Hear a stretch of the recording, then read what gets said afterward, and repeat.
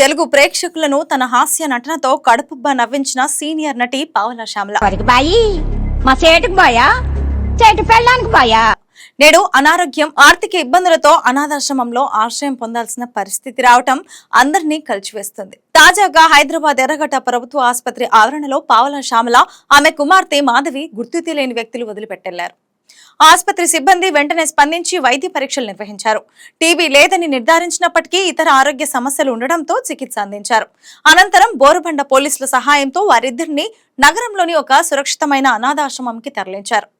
ఒకప్పుడు వందలాది సినిమాల్లో నటించి మంచి ఆదాయం సంపాదించిన పావలా శ్యామల భవిష్యత్తు కోసం సరైన ఆర్థిక ప్రణాళిక లేకపోవటం, వయసు పెరగడంతో అవకాశాలు తగ్గిపోవటం, వరుస అనారోగ్య సమస్యలు ఆమెను తీవ్ర ఇబ్బందుల్లోకి నెట్టాయి. ఆమె కుమార్తె కూడా అనారోగ్యంతో బాధపడుతుండటంతో పరిస్థితి మరింత క్లిష్టంగా మారింది.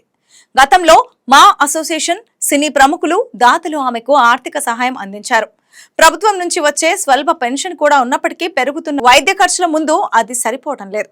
దీంతో ఒకప్పుడు ప్రేక్షకులను నవ్వించిన ఈ సీనియర్ నటి నేడు అనాథాశ్రమంలో ఆశ్రయం పొందాల్సిన పరిస్థితి ఏర్పడింది. ఈ ఘటనపై సినీ అభిమానులు తీవ్ర ఆవేదన వ్యక్తం చేస్తున్నారు. పావలా శ్యామల త్వరగా కోలుకోవాలని, ఆమెకు అవసరమైన సహాయం అందాలని అందరం కోరుకుందాం.